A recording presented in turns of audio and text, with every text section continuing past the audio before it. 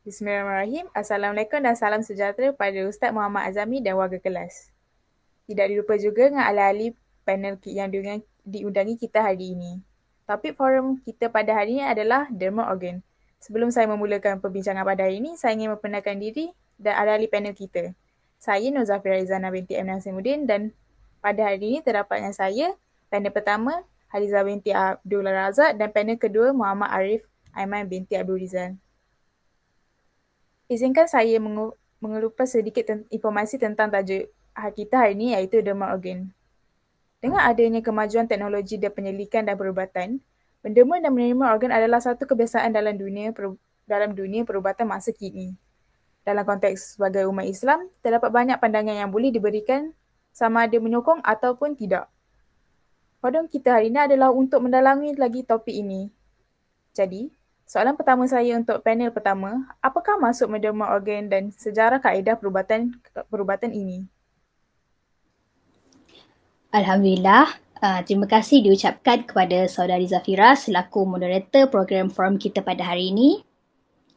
Bismillahirrahmanirrahim. Alhamdulillahirrabbilalamin. Wassalatu wassalamu ala ashrafil anbiya'i wal mursalin wa ala alihi wa sahbihi ajma'in. Assalamualaikum warahmatullahi wabarakatuh dan selamat sejahtera saya ucapkan. Lebih dahulu yang dihormati Ustaz Muhammad Azami selaku pensyarah unit pendidikan Islam Kolej Matrikulasi Selangor, barisan panel iaitu saudara Arif Aiman, moderator dan juga rakan-rakan yang dirahmati Allah sekalian.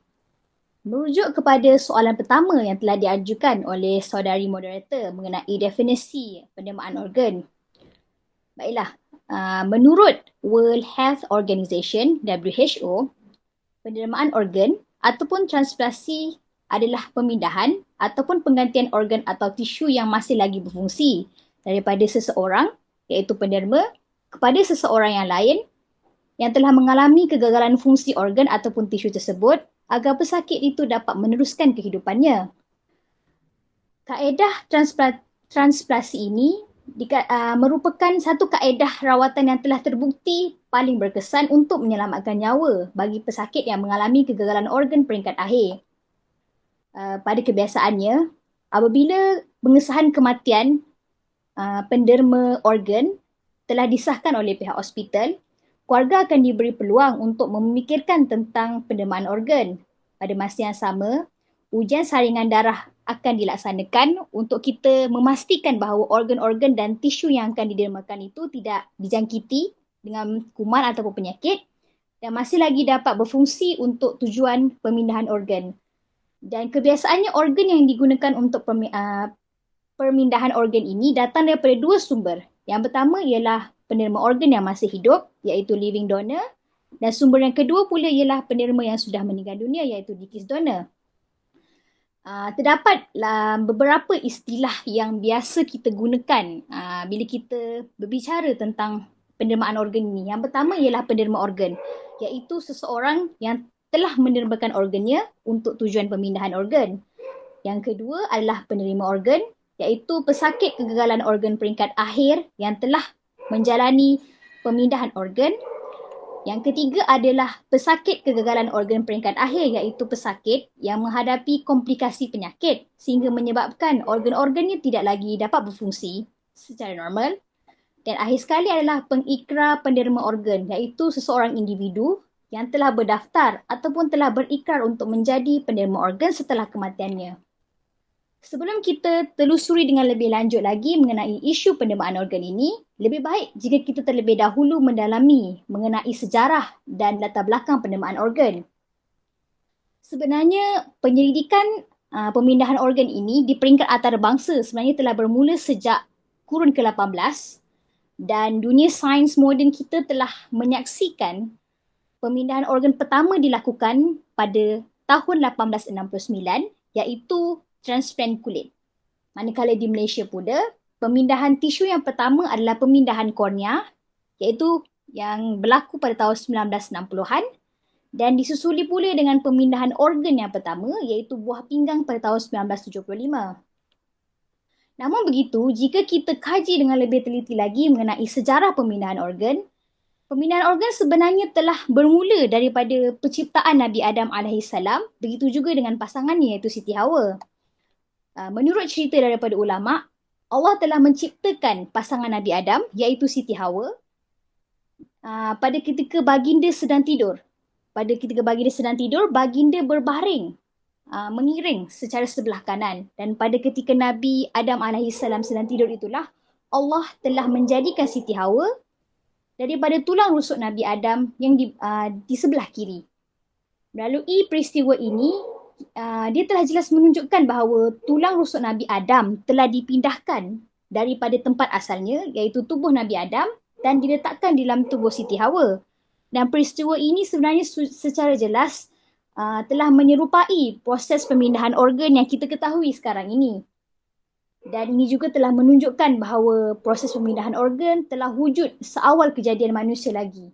Begitu kupuasan saya mengenai definisi dan juga sejarah yang berkaitan dengan penerimaan organ. Informasi yang sangat menarik.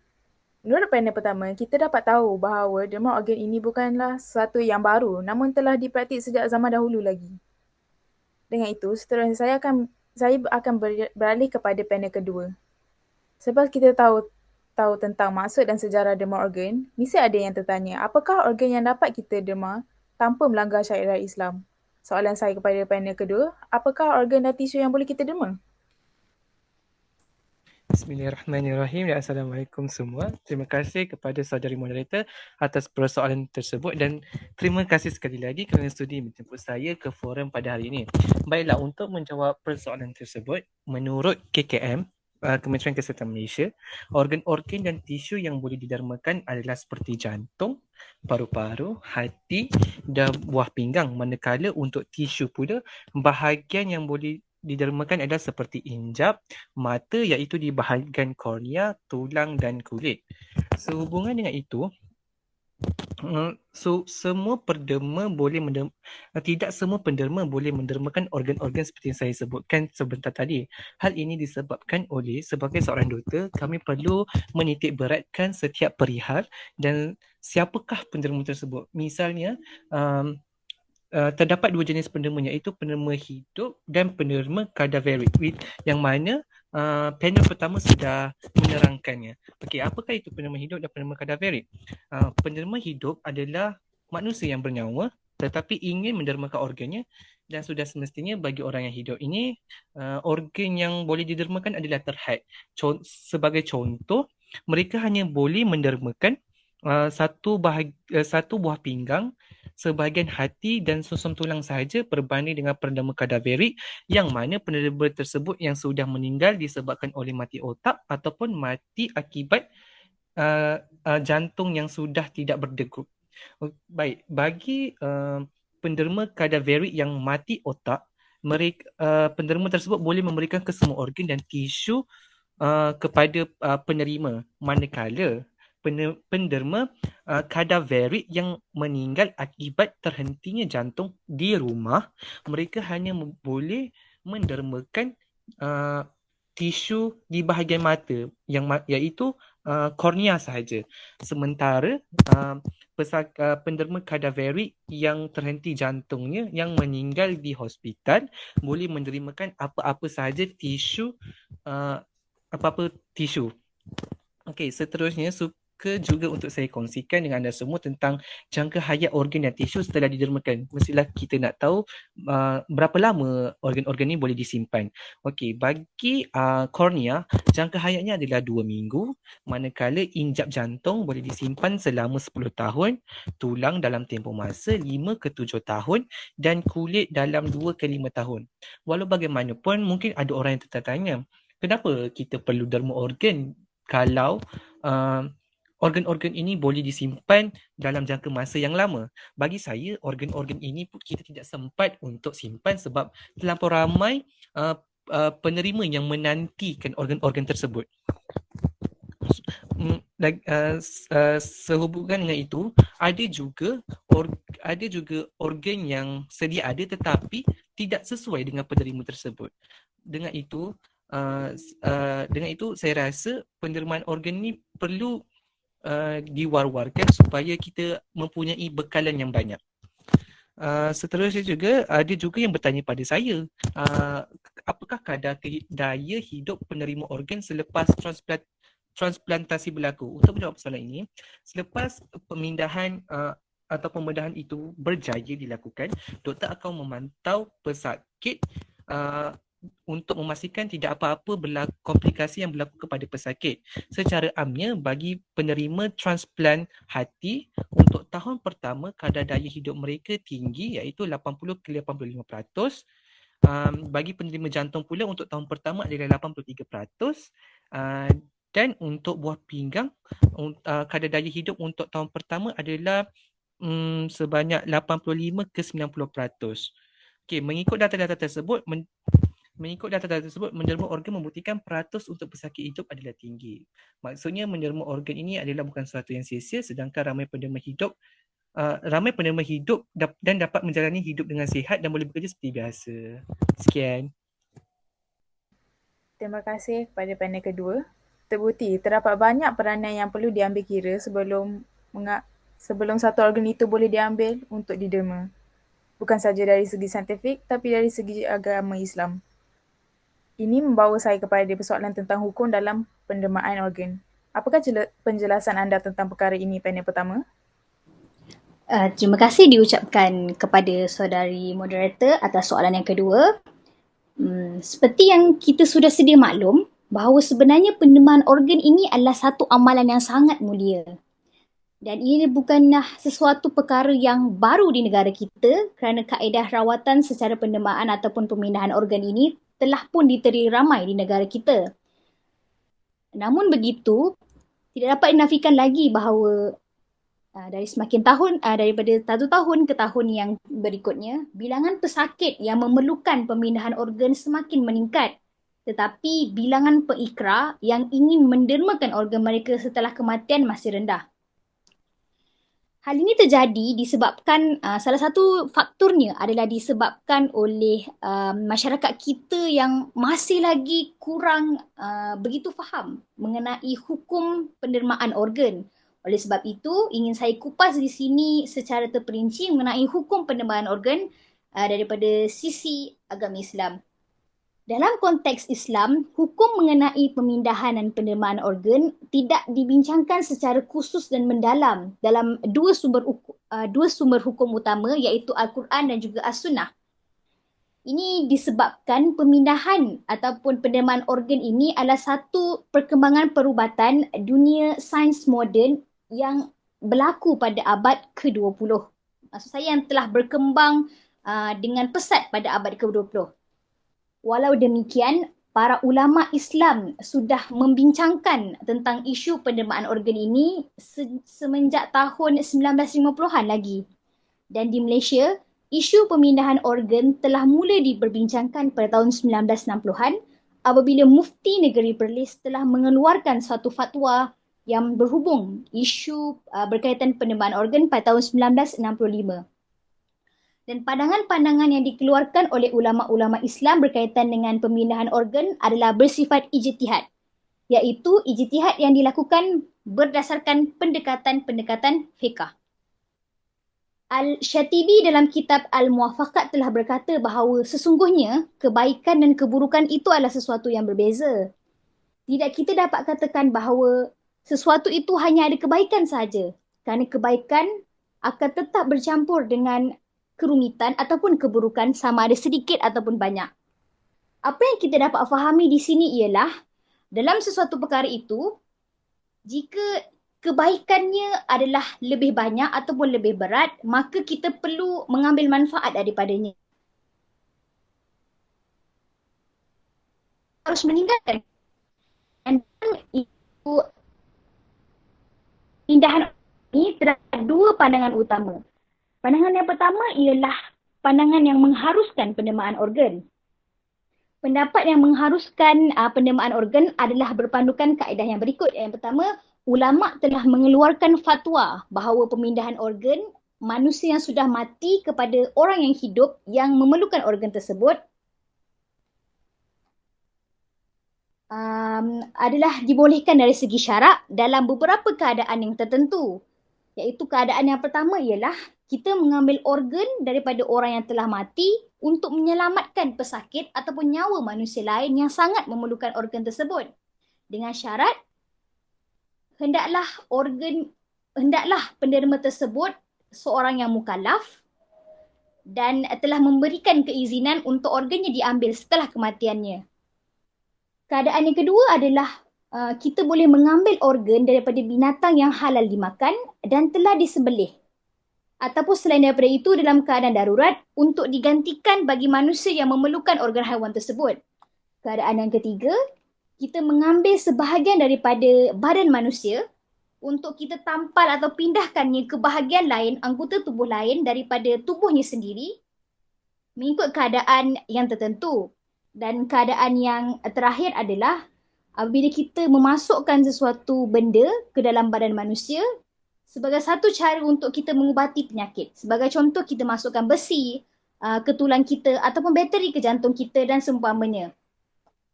Dan berdasarkan Majma' Al-Fiqh Al-Islami, mereka berpendapat bahawa dalam semua keadaan tersebut, maka diharuskan pemindahan organ.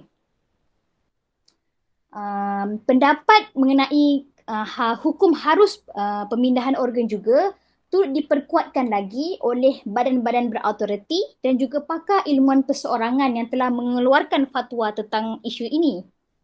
Iaitu yang seperti yang saya katakan yang tadi adalah Majma' Al-Fiqh Al-Islami, iaitu satu pusat kajian hukum fikih yang berada di bawah naungan Diayah Rabitah Alam Al-Islami, iaitu sebuah lembaga Islam internasional yang berpusatkan di Mekah Al-Mukarramah, telah menyatakan keputusan berkaitan dengan isu penerimaan organ ini dalam persidangan mereka yang ke-8, iaitu antara keputusan yang telah mereka putuskan adalah iaitu kita mengambil organ daripada badan manusia yang hidup untuk meletakkannya ke badan manusia yang lain untuk menyelamatkan nyawa ataupun untuk membolehkan organ pesakit tersebut berfungsi semula adalah satu perbuatan yang harus merujuk kepada hukum harusnya pemindahan organ, dan perbuatan tersebut tidaklah melanggar tidaklah berlawanan dengan suruhan untuk kita menghormati tubuh manusia. Sebaliknya, pemindahan organ tersebut dianggap sebagai suatu bantuan yang sangat besar dan akan memberikan kebaikan kepada pesakit yang menerima organ tersebut. Seterusnya, asas-asas yang membawa kepada yang membantu ulama untuk menetapkan hukum keharusan kepada pemindahan organ adalah berdasarkan kaedah fiqh, dan kaedah-kaedah fiqh yang digunakan ialah pertama, segala urusan adalah berdasarkan tujuan. Menurut kaedah fiqh ini, suatu yang kita lakukan adalah berdasarkan niat kita. Tujuan pemindahan organ, tujuan utama pemindahan organ itu dijalankan adalah untuk kita menyelamatkan nyawa dan untuk kita mengelakkan kemudaratan yang lebih besar ke atas pesakit. Dan pemindahan organ yang dilakukan adalah bukan untuk bertujuan menghina ataupun menyeksa mayat, sebaliknya ia dilakukan bagi tujuan menyelamatkan nyawa. Melalui kaedah yang kedua ialah kemudaratan perlu untuk dihilangkan. Menghilangkan kemudahan yang menimpa seseorang manusia adalah salah satu daripada matlamat syariah. Dan dalam konteks pemindahan organ yang kita bincangkan sekarang ini, rawatan pemindahan organ ini telah memenuhi matlamat syariah tersebut, iaitu memelihara nyawa manusia. Dan apabila kita berhadapan dengan situasi dengan dua kemudaratan, maka sesuatu keutamaan akan diberikan untuk kita mengelakkan kemudaratan yang lebih besar dengan memilih kemudaratan yang lebih kecil. Dan dalam konteks pemindahan organ ini, kemudaratan yang lebih besar ialah kita biarkan pesakit yang memerlukan organ tersebut, memerlukan organ itu meninggal dunia. Itu adalah kemudaratan yang besar. Sedangkan kemudaratan yang lebih kecil adalah mengambil organ daripada penerima. Dia akan memberikan sedikit, kita panggil sebagai side effect kepada penerima tersebut. Dan apabila kita berhadapan dengan dua kemudaratan, maka kita perlulah memikirkan tentang kemudaratan yang lebih besar, iaitu untuk kita menyelamatkan nyawa pesakit yang memerlukan organ tersebut agar mereka dapat melanjutkan kehidupan mereka. Dan kaedah yang terakhir adalah kesukaran membawa kepada kemudahan.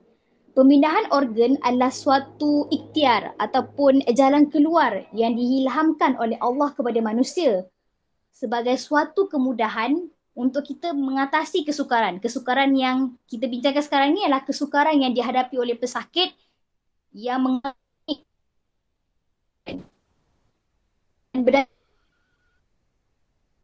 menunjukkan bahawa orang kehilangan sebahagian anggota berat dan mereka yang mungkin membawa kepada binasanya tubuh badan serta kematian. Dan berdasarkan kaedah-kaedah fikir tersebut, justeru maka jatuhlah hukum bahawa pemindahan organ adalah dibolehkan ataupun diharuskan. Pendapat yang kedua ialah pemindahan organ itu tidak diharuskan. Firman Allah Ta'ala dalam surah Al-Baqarah ayat 195. Belanjakanlah harta bendamu di jalan Allah dan janganlah kamu menjatuhkan dirimu sendiri ke dalam kebinasaan. Allah Subhanahu Wa Ta'ala sendiri telah melarang kita untuk mencampakkan diri kita sendiri ke dalam lembah kebinasaan. Dan seseorang yang tabarruk dengan sebahagian anggota badannya boleh membawa kepada kebinasaan. Dan ini bukanlah sesuatu perkara yang dituntut, iaitu bukanlah sesuatu perkara yang dituntut untuk kita bawa kebinasaan kepada tubuh badan kita sendiri. Justru itu, untuk kita memotong anggota badan kita sendiri menuju ke arah hilangnya manfaat, maksudnya sekiranya kita menermakan organ kita ataupun kita melakukan sesuatu pada anggota badan kita sehingga dapat menjejaskan kehidupan kita dan membawa kebinasaan, itulah yang dimaksudkan melalui ayat surah Al-Baqarah ayat 195 tadi. Tambahannya lagi, Ummul Mukminin Aisyah radhiyallahu an katanya Rasulullah pernah bersabda bahawa memecahkan tulang si mati sama seperti memecahkan tulang orang hidup dan hukumnya adalah berdosa. Di sini telah menunjukkan bahawa orang yang hidup diharamkan untuk memecah dan merosakkan tulangnya. Begitu juga untuk kita memotong sebahagian anggotanya. Dan hal ini juga berlaku bukan sahaja untuk orang yang masih hidup, tapi juga kepada yang telah meninggal dunia.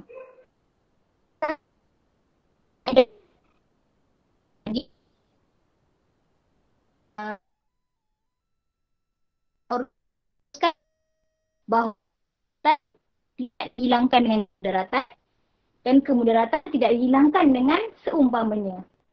Dua kaedah di atas mengandungi satu tegahan daripada menghilangkan kemudaratan dengan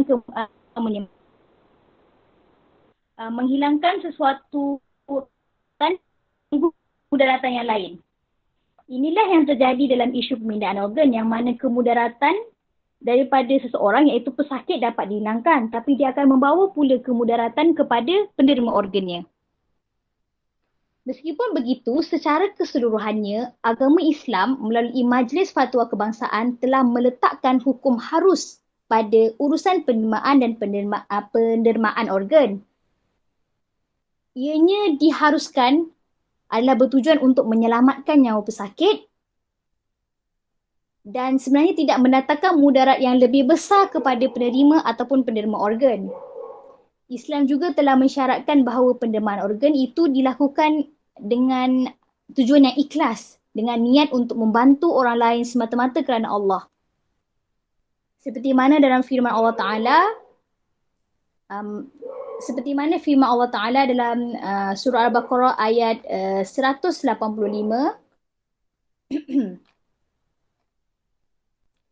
Allah mahu memberikan kemudahan kepada kamu dan bukannya Allah ingin memberikan kesusahan kepada kamu. Dan dalam konteks ini, kita dapat lihat bahawa pemindahan organ adalah salah satu jalan untuk kita membantu memudahkan urusan pesakit kronik yang memerlukan bantuan untuk mereka dapat terus hidup, kerana sesungguhnya Islam itu bukanlah agama yang menyukarkan umatnya. Dan dapat kita lihat bahawa agama-agama lain sendiri turut berpendapat sama dengan agama Islam. Contoh seperti agama Kristian, agama Buddha, agama Hindu. Agama-agama ini memandang pemindahan organ ataupun transplant ini sebagai sesuatu perbuatan yang sangat mulia kerana dia dapat menyelamatkan nyawa seseorang.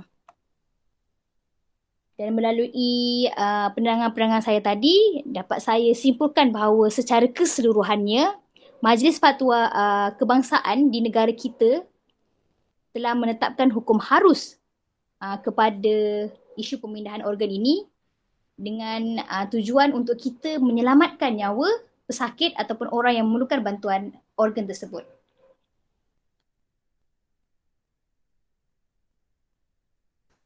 Penjelasan yang komprehensif sekali panel pertama. Dengan penyelidikan pada zaman sekarang, kita dapat tahu bahawa agama Islam adalah agama yang menyenangkan umatnya. Dan informasi yang pelbagai kita dapat tahu sekarang, kita dapat tahu bahawa untuk menerima organ, hukumnya adalah harus dengan niat yang ikhlas. Walau bagaimanapun, mesti terdapat syarat-syarat yang patut kita patuhi jika ingin menerima organ. Dari sudut pandangan anda, apakah syarat itu panel kedua? Baiklah, merujuk kepada persoalan tersebut.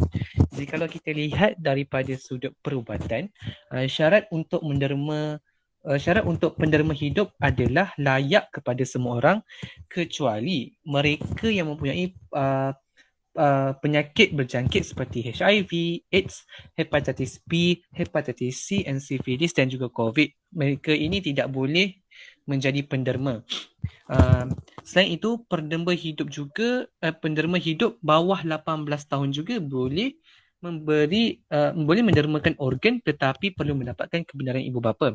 Baiklah, kalau kita lihat daripada perspektif Islam, saya ambil syarat ini daripada Fatwa Negeri Selangor. Apabila saya analisis syarat-syarat daripada negeri-negeri lain, fatwanya adalah lebih kurang sama sahaja. Baiklah, mengikut Fatwa Negeri Selangor, syarat bagi penderma hidup adalah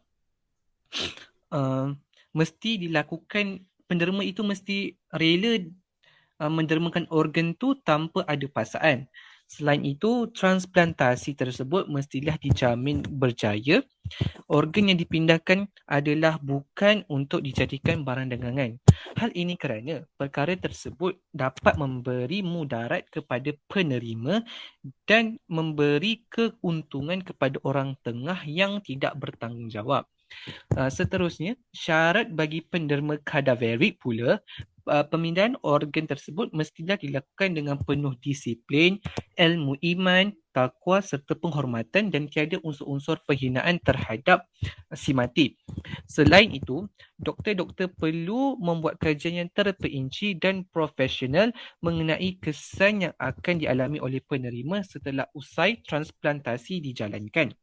Mengenai untuk isu mati otak, syarat-syarat yang mesti dipenuhi adalah pemeriksaan perubatan mengenai mati otak perlu dijalankan secara profesional dan digalakkan untuk mendapatkan persetujuan daripada ahli keluarga terdekat seperti suami isteri, anak maupun ibu bapa.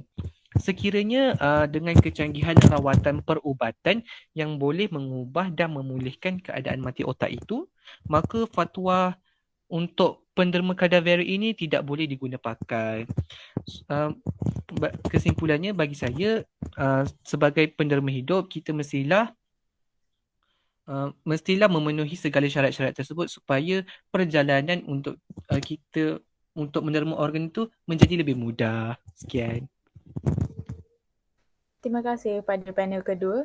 Seterusnya, walaupun banyak ulama sudah memberi keterangan mereka tentang perkara ini, masih banyak pihak yang muskil tentang menderma organ. Ini telah menimbulkan banyak perbincangan tentang derma organ. Panel pertama, pada pendapat anda, apakah isu yang timbul daripada kemuskilan ini dan bolehkah ia menjadi faktor penderma organ yang rendah?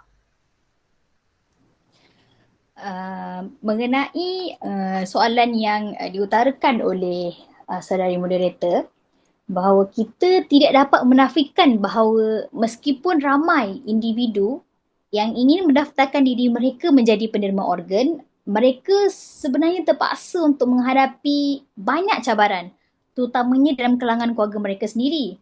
Hal ini kerana banyak masalah timbul berikutan banyaknya penolakan untuk penerimaan organ daripada keluarga pengikrar sendiri, iaitu waris ataupun keluarga enggan untuk memberikan keizinan untuk menerimakan organ ahli keluarga mereka meskipun mereka telah berikrar ataupun telah mengambil ikrar untuk menerimakan organ mereka semasa mereka hidup.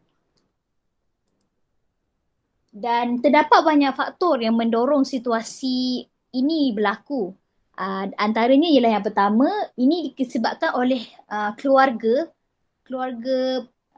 penderma sebenarnya tidak mengetahui ikrar yang dilakukan oleh pengikrar derma organ untuk mereka menderma organ mereka selepas meninggal dunia.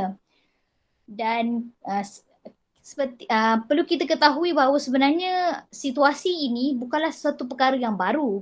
Disebabkan ramai pengikrar penderma organ yang sebenarnya menyembunyikan ikrar yang mereka lakukan atas alasan bahawa mereka takut bahawa keluarga mereka akan menolak niat baik mereka untuk membantu orang lain. Namun sebenarnya tanpa disangka, perbuatan mereka telah merumitkan lagi keadaan bagi keluarga mereka, ditambah lagi dengan situasi tersebut di mana mereka merasakan rasa kesedihan dan juga kehilangan yang sangat besar. Jadi selepas meninggal dunia, waris, disebabkan itulah selepas penderma meninggal dunia, waris ataupun keluarga yang baru mengetahui tentang ikrar tersebut berasa terkejut. Jadi mereka takut dan akhirnya tidak memberikan organ yang mahu diberikan kepada penerima. Oleh itu, adalah lebih baik sekiranya seseorang individu yang berikrar untuk menerima organ itu memberitahukan terlebih dahulu niatnya kepada keluarga. Selain memberikan kad pengikrar kepada ahli keluarga supaya tiada masalah yang akan dihadapi selepas kematian penderma. Hal ini kerana setiap saat yang berlalu selepas kematian penderma adalah sangat berharga untuk pesakit yang memerlukan organ tersebut. Tambahannya lagi, jangka waktu untuk sesuatu organ itu bertahan ataupun kekal berfungsi dan tidak terjejas selepas kematian penderma adalah sangat singkat. Sebagai contohnya, tempoh transplant bagi jantung dan juga paru-paru adalah 4 hingga 6 jam sahaja. Dan sudah tentunya kita tidak mahu waktu-waktu tersebut dipersiakan dengan perdebatan antara ahli keluarga dan juga pakar-pakar perubatan, sedangkan ada nyawa seseorang yang dipertaruhkan. Tambahannya lagi, ianya perlu diingatkan bahawa terdapat daripada segi undang-undang, walaupun penderma organ sudah berikrar, tetapi dari segi undang-undang, penderma organ masih lagi perlu mendapatkan kebenaran daripada warisnya. Sebagai contoh yang telah termaktub di bawah Akta Tisu Manusia tahun 1974. Selain daripada itu, faktor waris enggan memberikan keizinan menerimakan organ adalah disebabkan bahawa sesetengah keluarga waris merasakan bahawa penerimaan organ itu adalah sesuatu yang tidak perlu untuk dilakukan. Dan persepsi ini datang disebabkan oleh masyarakat kita yang beranggapan bahawa penerimaan organ ini adalah satu perbuatan yang akan menyeksa mayat dan akan melambatkan lagi proses pengebumian jenazah. Dan disebabkan oleh persepsi inilah Malaysia menjadi antara negara yang paling rendah daripada 68 negara lain di dunia untuk menderma organ. Dan stigma ini juga turut memberikan harapan yang tipis kepada lebih kurang 21,018 orang pesakit yang masih menunggu penderma organ yang sesuai untuk mereka terus hidup. Akibatnya, senarai pesakit kronik semakin panjang daripada tahun ke tahun, sedangkan angka penderma tidaklah menunjukkan peningkatan yang signifikan. Oleh sebab itu, ingin saya kongsikan di sini bahawa persepsi penerimaan organ akan menyeksa mayat itu adalah tidak benar sama sekali. Kerana secara asasnya, Islam melarang kita melakukan apa-apa penghinaan ke atas orang yang telah meninggal dunia, kerana Islam sangat menitik beratkan penghormatan diberikan kepada orang yang sudah meninggal dunia, sama ada orang itu adalah orang Islam ataupun orang bukan Islam. Bagaimanapun, telah saya katakan sebelum ini bahawa penerimaan organ dilakukan bukannya tujuan yang jahat, tapi adalah tujuan yang mulia, iaitu tujuan untuk kita menyelamatkan nyawa. Dan penerimaan organ ini adalah pilihan terakhir untuk kita menyelamatkan nyawa pesakit yang memerlukan organ tersebut. Dan dalam hal ini, Allah Subhanahu Wa Taala telah berfirman bahawa maka sesiapa yang terpaksa kerana darurat, sedangkan ia tidak mengingininya dan tidak pula ia melampaui batas, maka tidaklah ia berdosa. Sesungguhnya Allah Maha Pengampun lagi Maha Mengasihani. Tambahannya lagi, proses untuk kita mengambil organ itu tidaklah dilakukan secara kasar, seperti kita melapah lembu ataupun seperti kita lakukan apa yang kita lakukan terhadap haiwan. Seperti mana yang masyarakat fikir selama ini. Tetapi sebaliknya, kita ada kumpulan pakar yang terlatih untuk melakukannya. Bahkan proses pemindahan organ dilakukan dengan penuh tata tertib dan juga etika untuk mereka sebagai tanda mereka menghormati mayat penderma. Bahkan bahagian-bahagian anggota badan penderma organ tersebut yang telah dibedah akan dijahit dengan sangat kemas. Seakan-akan badan mereka tak pernah dibedah sama sekali. Namun disebabkan mitos-mitos inilah, ramai masyarakat kita yang tidak mahu untuk menerimakan organ mereka. Dan rasa takut inilah yang akhirnya menyebabkan waris pengikrar penerima organ tidak mahu memberikan kebenaran mereka untuk menerimakan organ. Meskipun dalam Islam sendiri, perbuatan saling membantu sesama manusia itu sangat dituntut.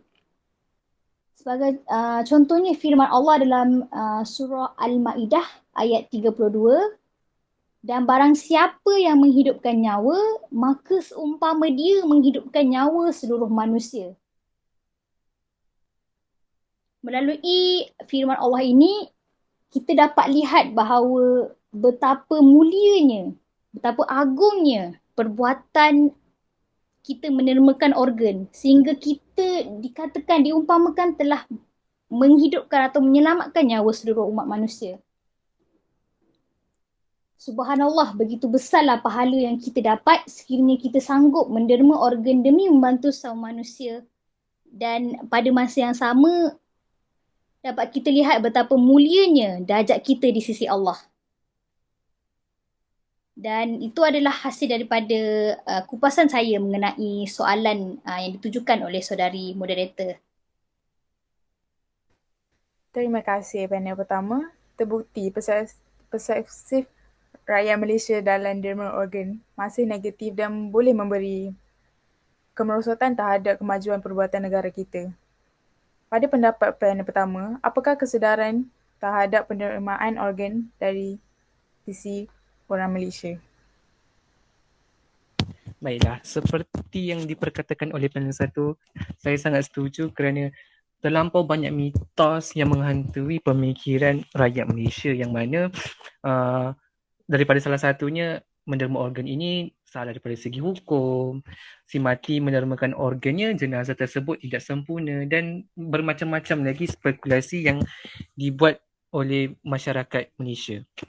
Seperti yang kalau kita melihat kepada statistik yang dikeluarkan oleh Pusat Sumber Transplant Nasional pada bulan Oktober 2021, kesedaran dalam menerima organ ini sangat rendah lagi, yang mana sebanyak 5,697 jumlah pengikrar penderma organ telah berikrar pada tahun tersebut dan menjadikan jumlah purata keseluruhan perikrar derma organ di Malaysia adalah sebanyak 493,481 daripada populasi penduduk Malaysia iaitu 32.7 juta.